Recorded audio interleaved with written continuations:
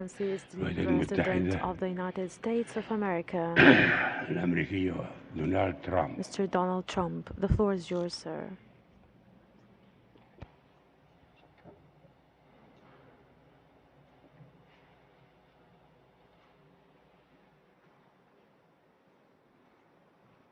Thank you. I would like to thank King Solomon for his extraordinary words and the magnificent kingdom of Saudi Arabia for hosting today's summit. I am honored to be received by such gracious hosts. I have always heard about the splendor of your country and the kindness of your citizens, but words do not do justice to the grandeur of this remarkable place and the incredible hospitality you have shown us from the moment we arrived. You also hosted me in the treasured home of King Abdul Aziz, the founder of the kingdom who united your great people. Working alongside of another beloved leader, American President Franklin Roosevelt, King Abdul Aziz began the enduring partnership between our two countries. King Solomon, your father would be very, very proud to see that you are continuing his legacy. And just as he opened the first chapter of our partnership, today we begin a new chapter that will bring lasting benefits to all of our citizens. Let me now also extend my deep and heartfelt gratitude to each and every one of the distinguished heads of state who made this journey here today. You greatly honor us with your presence, and I send the warmest regards from my country to yours. Thank you.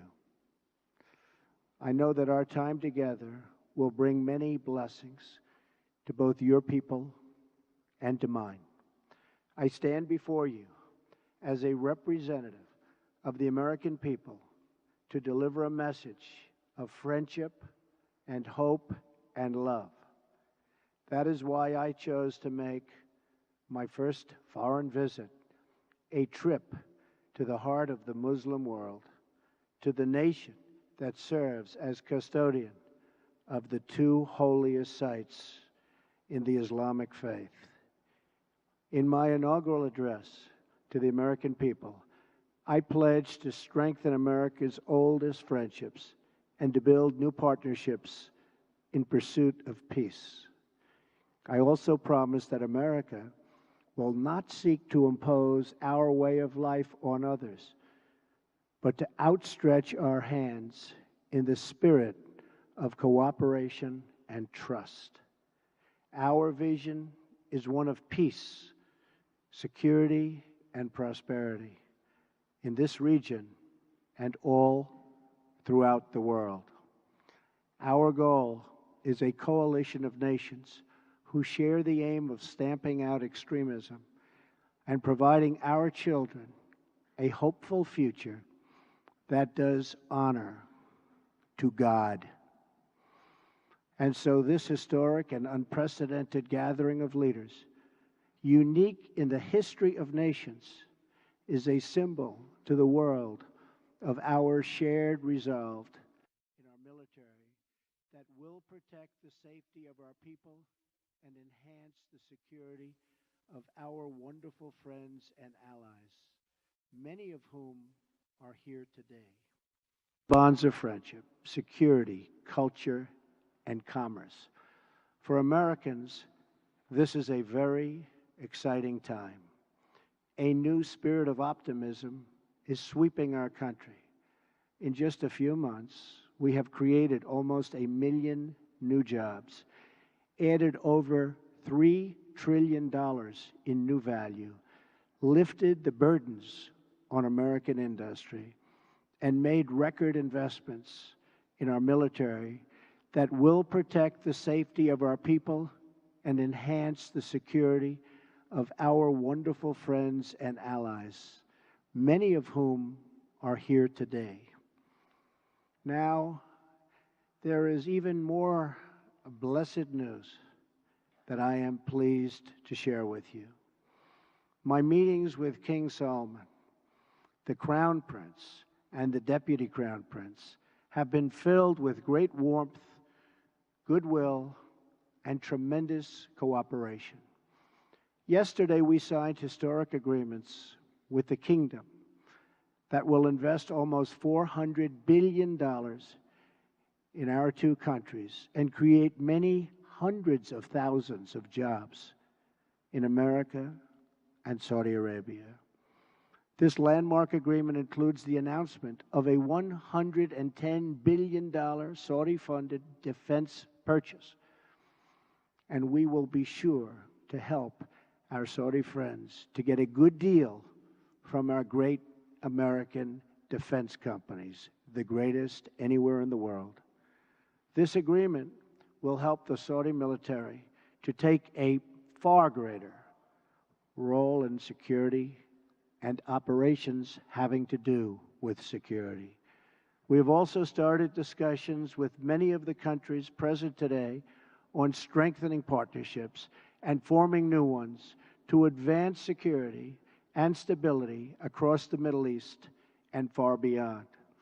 Later today, we will make history again with the opening of the new Global Center for Combating Extremist Ideology, located right here in this central part of the Islamic world. This groundbreaking new center represents a clear declaration that Muslim-majority countries must take the lead in combating radicalization, and I want to express our gratitude to King Solomon for his strong demonstration and his absolutely incredible and powerful leadership.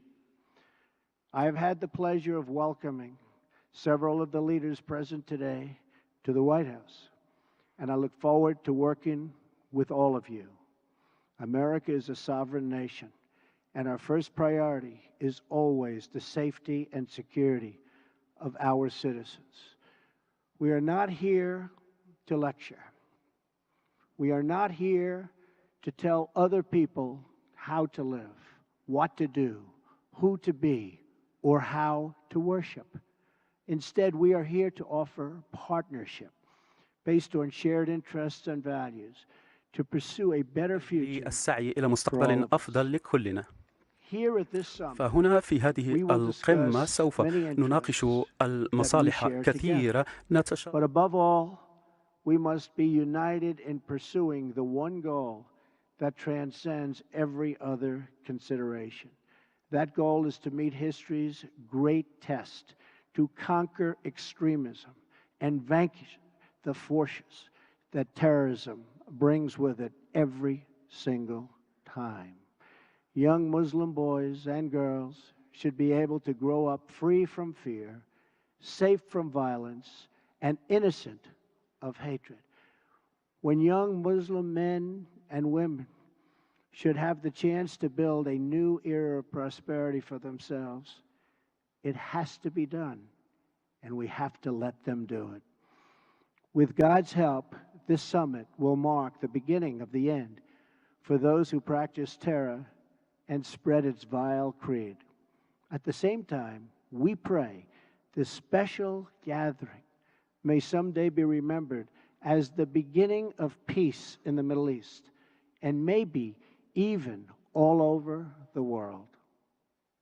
But this future can only be achieved through defeating terrorism and the ideology that drives it.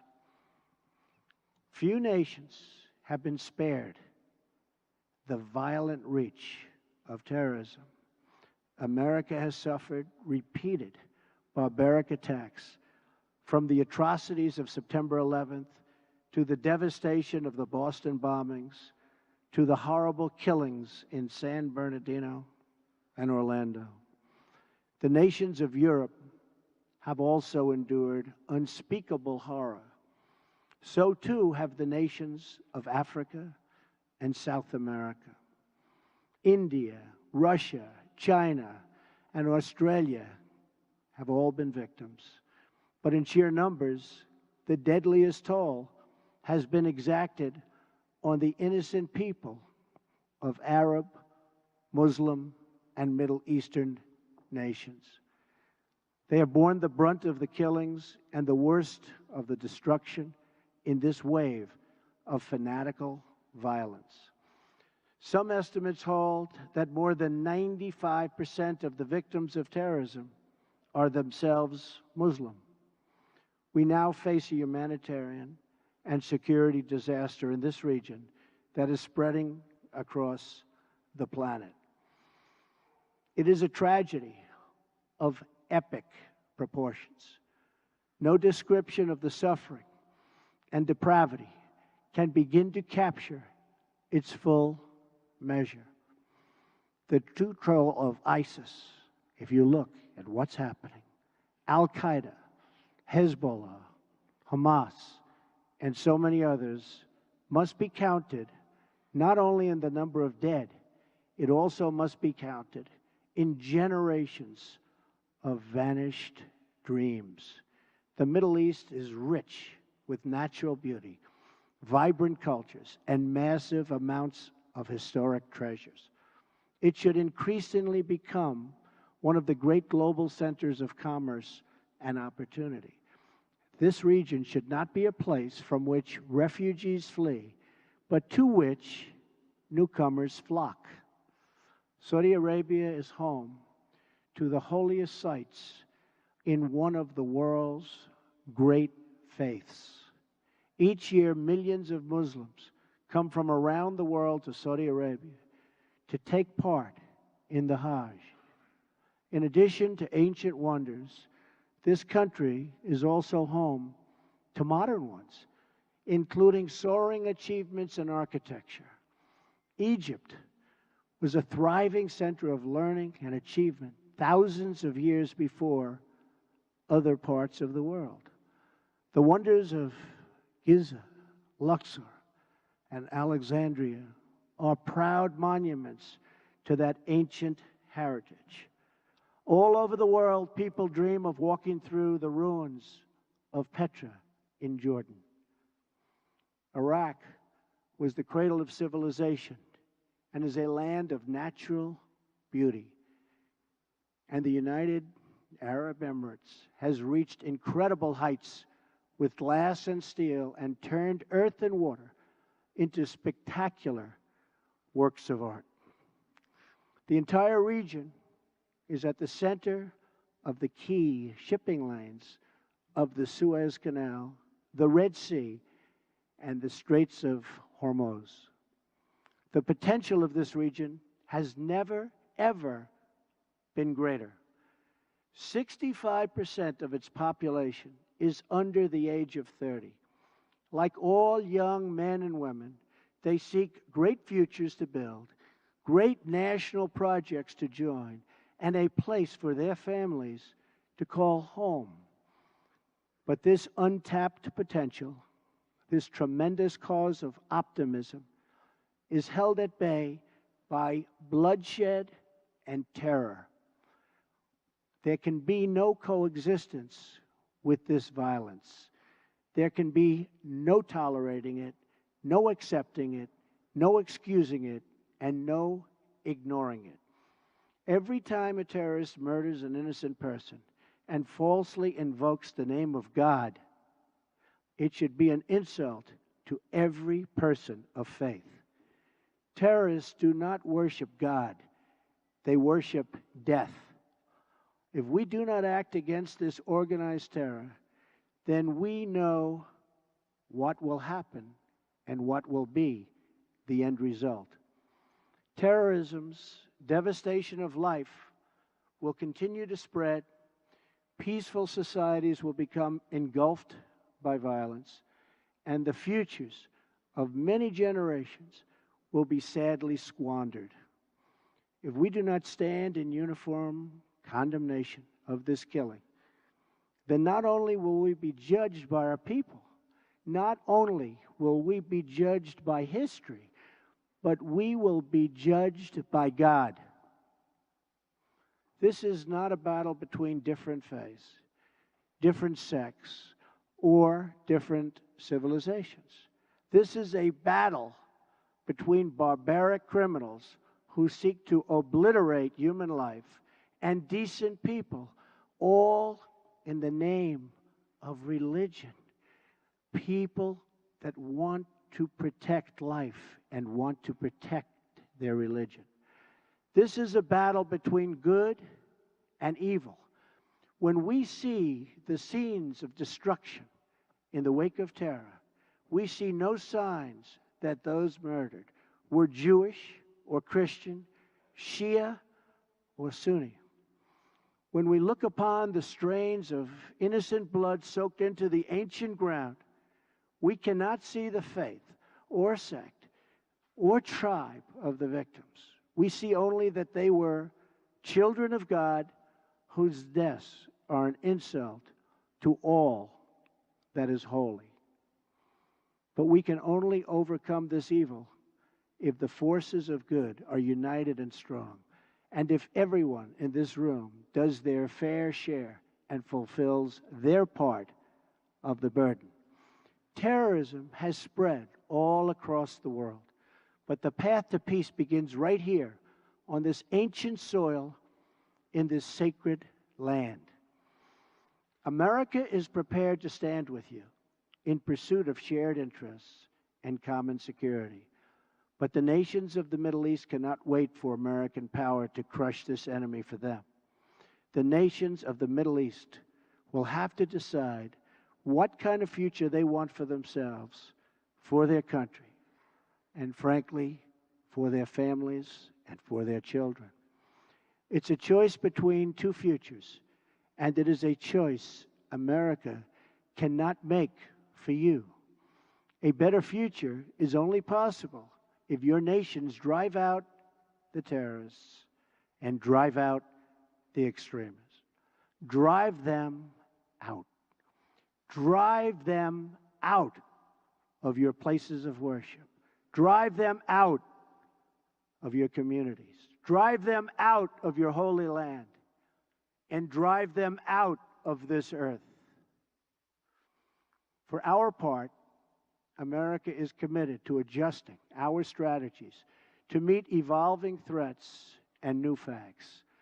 We will discard those strategies that have not worked and will apply new approaches informed by experience, talent, and judgment.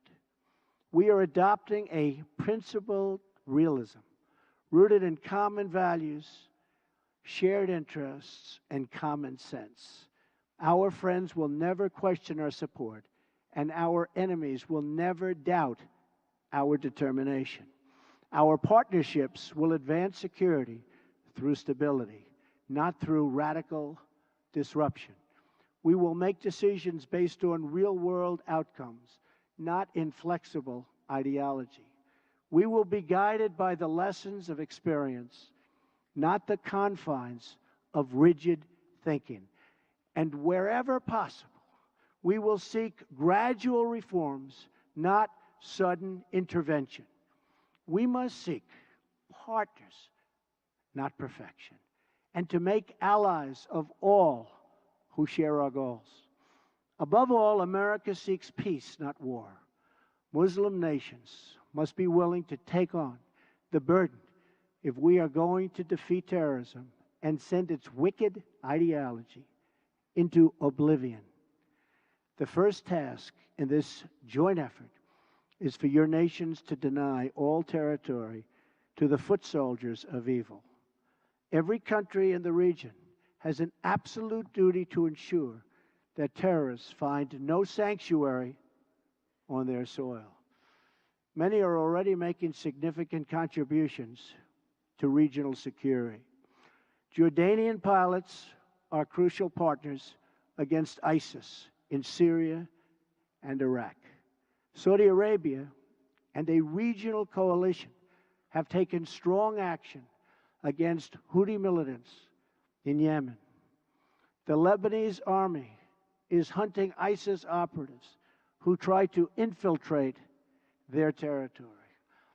Emirati troops are supporting our Afghan partners and supporting them strongly. In Mosul, American troops are supporting Kurds, Sunnis, and Shias fighting together for their homeland. Qatar, which hosts the U.S. Central Command, is a crucial strategic partner. Our long-standing partnership with Kuwait and Bahrain continue to enhance security in the region. Our courageous Afghan soldiers are making tremendous sacrifices in the fight against the Taliban and others in the fight for their country. As we deny terrorist organization control of territory and populations, we must also strip them of their access to funds. We must cut off the financial channels that let ISIS sell oil, let extremists pay their fighters, and help terrorists smuggle their reinforcements.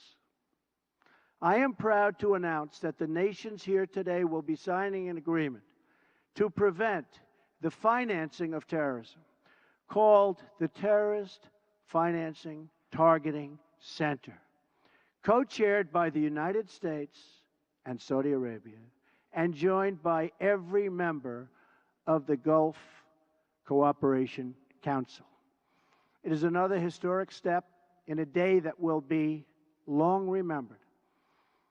I also applaud the Gulf Cooperation Council for blocking funders from using their countries as a financial base for terror, and for designating Hezbollah as a terrorist organization, which they certainly are, last year. Saudi Arabia also joined us this week in placing sanctions on one of the most senior leaders of Hezbollah. Of course, there is still much work to be done. That means honestly confronting the crisis of Islamic extremism and the Islamicists and Islamic terror of all kinds. We must stop what they're doing to inspire, because they do nothing to inspire but kill. And we are having a very profound effect if you look at what's happened recently. And it means standing together against the murder of innocent Muslims, the oppression of women, the persecution of Jews, and the slaughter of Christians. Religious leaders must make this absolutely clear. Barbarism will deliver you no glory. Piety to evil will bring you no dignity. If you choose the path of terror, your life will be empty, your life will be brief, and your soul will be fully condemned. And political leaders must speak out to affirm the same idea. Heroes don't kill innocents, they save them. Many nations here today have taken important steps to raise up that message. Saudi Arabia's vision for 2030 is an important and encouraging statement of tolerance, respect, empowering women, and economic development. The United Arab Emirates has also engaged in the battle for the hearts and souls, and with the United States launched a center to counter the online spread of hate. Bahrain, too, is working to undermine recruitment and radicalism. I also applaud Jordan, Turkey, and Lebanon for their role in hosting refugees. The surge of migrants and refugees living so poorly that they're forced to leave the Middle East depletes the human capital needed to build stable societies and economies. Instead of depriving this region of so much human potential, Middle Eastern countries can give young people hope for a brighter future in their home nations and regions. That means promoting the aspirations and dreams of all citizens who seek a better life, including women, children, and the followers of all faiths. Numerous Arab and Islamic scholars have eloquently argued that protecting equality strengthens Arab and Muslim communities. For many centuries, the Middle East has been home to Christians, Muslims, and Jews living side by side. We must practice tolerance and respect for each other once again and make this region a place where every man and woman, no matter their faith or ethnicity, can enjoy a life of dignity and hope. In that spirit, after concluding my visit in a fabulous place that we're at today, Riyadh, which I've gotten to know so well in so short a time, I will travel to Jerusalem and Bethlehem and then to the Vatican, visiting many of the holiest places in the three Abrahamic faiths. If these three faiths can join together in cooperation, then peace in this world is possible, including peace between Israelis and Palestinians. I will be meeting with both Israeli Prime Minister Benjamin Netanyahu and Palestinian President Abbas. Starving terrorists of their territory, of their funding, and the false allure of the craven ideology will be the basis for easily defeating them. But no discussion of stamping out this threat would be complete without mentioning the government that gives terrorists all three: safe harbor, financial backing, and the social standing needed for recruitment. It is a regime that is responsible for so much instability in that region. I am speaking, of course, of Iran. From Lebanon to Iraq to Yemen, Iran funds arms and trains terrorists, militias, and other extremist groups that spread destruction and chaos across the region. For decades, Iran has fueled the fires of sectarian conflict and terror. It is a government that speaks openly of mass murder, vowing the destruction of Israel, death to America, and ruin for many leaders and nations in this very room. Among Iran's most tragic and destabilizing interventions, you've seen it in Syria. Bolstered by Iran, Assad has committed unspeakable crimes, and the United States has taken firm action in response to the use of banned chemical weapons by the Assad regime, launching 59 missiles at the Syrian airbase from where that murderous attack originated. Responsible nations must work together to end the humanitarian crisis in Syria, eradicate ISIS, and restore stability to the region, and as quickly as possible. The Iranian regime's longest suffering victims are its own people. Iran has a rich history and culture, but the people of Iran have endured hardship and despair under their leaders' reckless pursuit of conflict and terror. Until the Iranian regime is willing to be a partner for peace, all nations of conscience must work together to isolate Iran, deny it. Funding for terrorism cannot do it. And pray for the day when the Iranian people have the just and righteous government they so richly deserve. The decisions we make will affect countless lives. King Solomon I thank you for the creation of this great moment in history and for your massive investments in America and its industries and its jobs. I also thank you for investing in the future of this part of the world. The fertile region, and it is so fertile, has all of the ingredients for extraordinary success.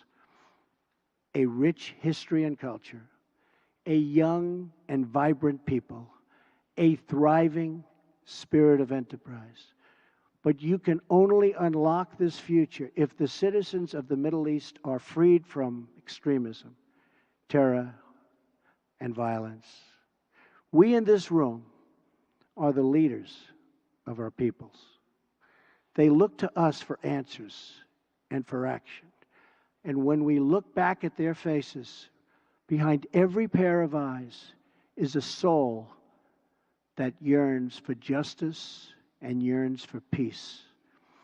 Today, billions of faces are now looking at us, waiting for us to act on the great question of our time.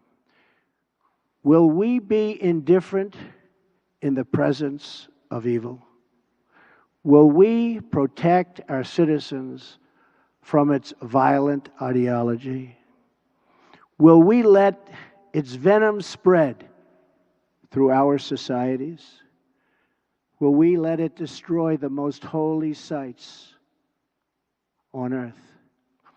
If we do not confront this deadly terror, we know what the future will bring.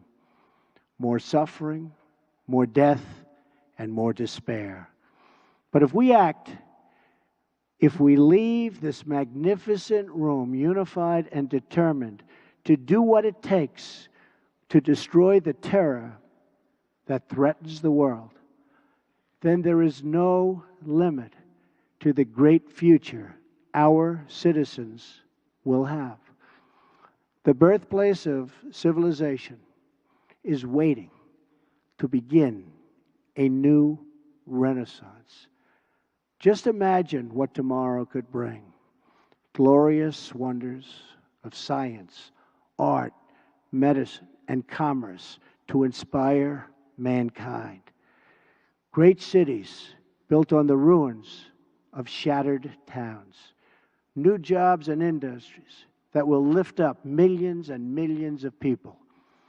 Parents who no longer worry for their children, their families, and who no longer mourn for their loved ones. And the faithful who finally worship without fear. These are the blessings of prosperity and peace. These are the desires that burn with a righteous flame in every single human heart. And these are the just demands of our beloved people. I ask you to join me, to join together, to work together, and to fight together, because united, we will not fail. We cannot fail. Nobody, absolutely nobody, can beat us. Thank you. God bless you. God bless your countries. And God bless the United States of America. Thank you very much. Thank you.